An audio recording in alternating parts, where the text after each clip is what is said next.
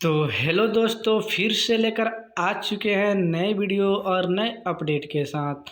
तो आज के इस वीडियो में हम बात करने वाले हैं बिहार पंचायत चुनाव, जैसे कि आप यहाँ पढ़ सकते हैं। ठीक, तो वीडियो शुरू करने से पहले आप लोग से एक छोटी सी रिक्वेस्ट है कि इस वीडियो को पूरे लास्ट तक देखिएगा, कहीं जाइएगा मत, तभी आपको पूरा समझ में आएगा। और आपसे एक छोटी सी रिक्वेस्ट ये है कि चैनल को भी सब्सक्राइब कर दीजिएगा, लाल बटन पर दबा के सब्सक्राइब कर दीजिएगा, ताकि जो भी वीडियो मैं अपलोड करूँ सबसे पहले नोटिफिकेशन आपके पास चला जाए।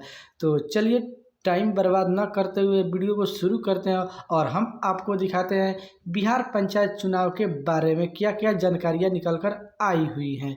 ठीक, तो जैसे कि ये आप पढ़ सकते हैं, पटना से बिहार से न्यूज निकल कर आई हुई है, लिखा हुआ है इसमें बिहार पंचायत चुनाव, यानी आप पढ़ सकते हैं। और उसके बाद इसमें ये भी लिखा हुआ है कि कोरोना के कहर के बावजूद भी होंगे पंचायत चुनाव, अधिकारियों को ट्रेनिंग देने की भी डेट घोषित कर दी गई है।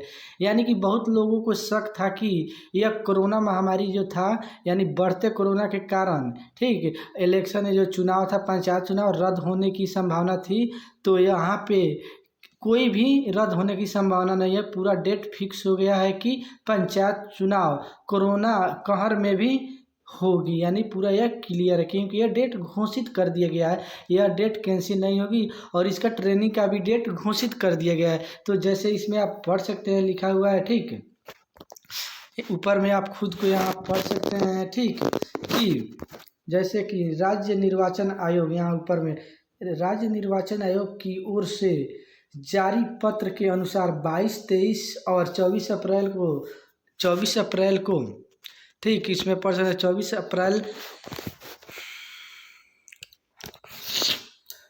अप्रैल को सुबह 11 बजे दोपहर, यानी पर सुबह 11 बजे से दोपहर 1 बजे तक अधिकारियों को पंचायत चुनाव के बाबत ट्रेनिंग दी जाएगी। यानी पंचायत चुनाव के बारे में उनको ट्रेनिंग यानी प्रशिक्षण ऑनलाइन दी जाएगी। ऐसे में आयोग ने निर्वाचन पदाधिकारी, सहायक निर्वाचित पदाधिकारी से प्रशिक्षण कार्यालय के दौरान मौजूद रहने की अपील की है। यानी इसका मतलब यह हुआ कि यह डेट जो था, यानी पंचायत चुनाव होने वाली, इसका डेट पूरा फिक्स हो गया है कि अब होगा ही होगा, कितना हो भी कोरोना महामारी क्यों ना आए, लेकिन पंचायत चुनाव जरूर होगा। और इसका डेट घोषित 26 अप्रैल को की जाएगी। और उसके पहले हम आपको बता दें कि 22, 23 और 24, यानी 3 दिन या जो दिन है, इन दिनों में यहाँ पे बड़े बड़े जो निर्वाचन पदाधिकारी हैं उनका ट्रेनिंग चलेगी। ठीक है, वो भी पंचायत चुनाव के बारे में। ठीक, यहाँ पे आप खुद को पढ़ सकते हैं। और उसके बाद इसमें हम आपको बता दें कि पटना से न्यूज़ निकल कर यहाँ पर यह आई है कि इसमें आपको हम दिखा दे रहे हैं। ठीक, तो इसमें पढ़ सकते हैं कि लिखा पटना बिहार, यहाँ पे लिख सकते, कोरोना के तेजी से यहाँ पर बढ़ रहे मामलों ने राज्य स्वास्थ्य विभाग के अधिकारियों और सरकार की चिंता बढ़ा दी है।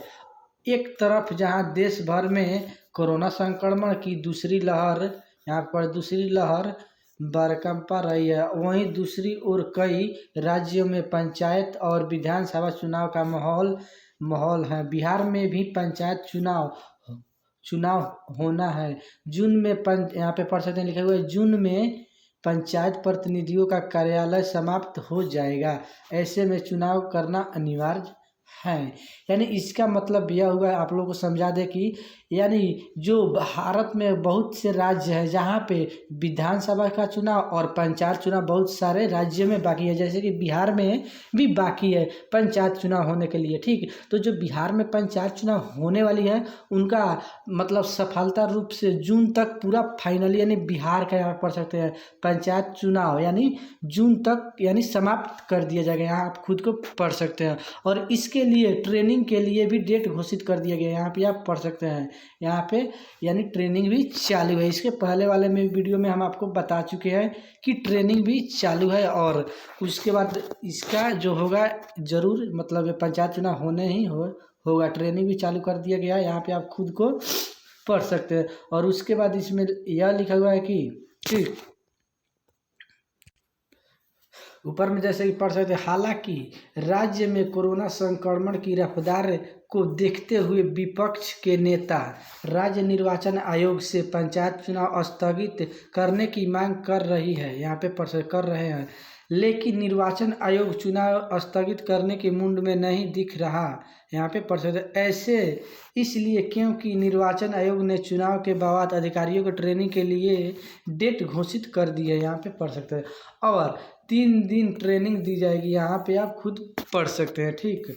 और उसके बाद इसमें आपको हम बता दें कि राज्य, यहाँ पे ऊपर में पढ़ सकते हैं राज्य यहाँ पे राज्य निर्वाचन आयोग की ओर से जारी पत्र के अनुसार 22, 23 और 24 अप्रैल को सुबह 11 बजे से दोपहर 1 बजे तक अधिकारियों की पंचायत चुनाव के बरबाद ट्रेनिंग की जाएगी। और 22 को पटना, सारण और कोसी प्रमंडल, 23 तिरहुत, दरभंगा और पूर्णिया प्रमंडल में, 24 को मगध, मुंगेर और भागलपुर प्रमंडल, यहाँ पे भागलपुर प्रमंडल अधिकारियों को ट्रेनिंग दी जाएगी। यह प्रशिक्षण ऑनलाइन की जाएगी। ऐसे में आयोग ने निर्वाचित पदाधिकारी सहायता निर्वाचन पदाधिकारी से प्रशिक्षण कार्यालय के दौरान मौजूद रहने की अपील की है। यानी इसका मतलब आपको हो गया जो राज्य के निर्वाचन पदाधिकारी है, जो मतलब निर्वाचन पदाधिकारी है, उनका 22, 23 और 24 को ट्रेनिंग दोपहर यानी दोपहर 11 बजे से मतलब सुबह 11 बजे से लेकर दोपहर 1 बजे तक की जाएगी। और ये पूरा फिक्स है कि ट्रेनिंग का डेट निकल गया है तो चुनाव ही होगा। कितना भी कोरोना महामारी क्यों ना आए, लेकिन चुनाव जरूर होगा। यहाँ पे आप खुद को पढ़ सकते हैं। और उसके बाद इसमें ये भी लिखा हुआ है ऊपर वाले में कि जैसे कि आप यहाँ देख सकते लिखा हुआ खत्म हुआ ईवीएम का विवाद। यानी जो ईवीएम मशीन से होने वाली थी या बैलेट पेपर से सबका विवाद यहाँ पे ख़त्म हो गया। और इसका डेट भी निकल गया कि क्या चीज़ से मतलब वोटिंग यानी मतदान होगी। तो इसमें हम बता दें कि लिखा हुआ है, बता दें कि ईवीएम के विवाद को लेकर पंचायत चुनाव में देर होने की संभावना थी, लेकिन अब यहाँ पर लेकिन अब विवाद भी दूर हो गया है। यहाँ पे भारत निर्वाचन आयोग M2 ईवीएम देने की मांग पर सहमति जताई है, ठीक। और उसके बाद भारत निर्वाचन आयोग ने M2 ईवीएम उपलब्ध कराने के लिए सभी मुख्य निर्वाचन पदाधिकारी सभी राज्यों के निर्वाचन आयोग को भी पत्र दे दिया है। यहाँ पे आप खुद को पढ़ सकते हैं, ठीक। और उसके बाद यह लिखा हुआ है कि आयोग स्तर से M2 ईवीएम उपलब्ध कराने की कार्रवाई की जा रही है। सभी जिला पदाधिकारी सह जिला निर्वाचन पदाधिकारी M2 ईवीएम के ट्रांजैक्शन यहाँ पे ट्रांसपोर्टेशन शॉर्टेज सहित सिक्योरिटी की भी व्यवस्था के लिए निर्देश जारी किया गया है। इसमें भी यह बताया गया है कि इसी IL और यहाँ पे BEL जो M2 ईवीएम के निर्माता हैं, यानी जो ईवीएम मशीन का निर्माता है, उन्होंने भी M2 ईवीएम के फिजिकल वेरिफिकेशन आदि जैसे समुचित कार्रवाई का अनुरोध किया है।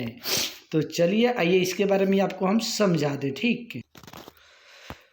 तो इसका मतलब यह हुआ कि आपको हम बता दें, इसका मतलब आपको यानी जो ईवीएम मशीन का निर्माता जो निर्देशक बोले जाते हैं वो है, यानी जो ईवीएम मशीन से जो बैलेट पेपर होता है, एक ईवीएम मशीन से जो मतदान यानी चुनाव होगी, तो ईवीएम मशीन के लिए जो निर्देशक है वो वेरिफिकेशन किए हैं कि इसमें अगर कोई व्यक्ति मतदान कर रहा है तो वह सही है या गलत है। यानी वो अपना वोट डाल रहा है जिस मतलब जहाँ पे है जिस पद पे डाल रहा है, यानी जिस व्यक्ति उम्मीदवार जिस उम्मीदवार को वह वोट मतलब दाब रहा है यानी मतदान दे रहा है, उसके नाम पर जा रहा है कि नहीं जा रहा है, या दूसरे किसी के नाम पर जा रहा है या किसी के नाम पर भी नहीं जा रहा है, इसका वेरिफिकेशन उसने करने के भी अनुरोध किया कि ईवीएम मशीन की जांच हो जाए, ठीक।